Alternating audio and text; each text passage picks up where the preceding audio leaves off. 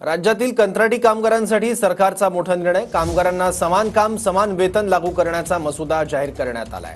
कामगार मंत्री आकाश पुंडकर यांच्याकडून हा मसुदा जाहीर झालाय। 2 महिन्यात सूचना आणि हरकती सादर करू असं आकाश पुंडकर म्हणाले। संजीव नाईक साहेबांनी आणि त्यांच्या संघटनेने आमच्यासोबत बैठक लावली होती। हजारो लाखो कामगारांचा जीवनाचा हा प्रश्न आहे आणि त्या दृष्टीने आम्ही हा आता नोटिफिकेशन काढलाय।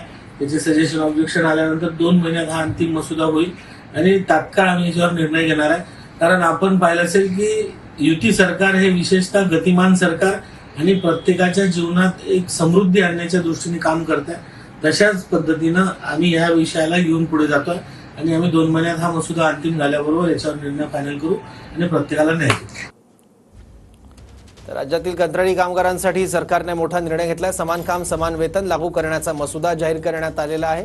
कामगार मंत्री आकाश पुंडकर यांनी हा मसुदा जाहीर केलेला आहे।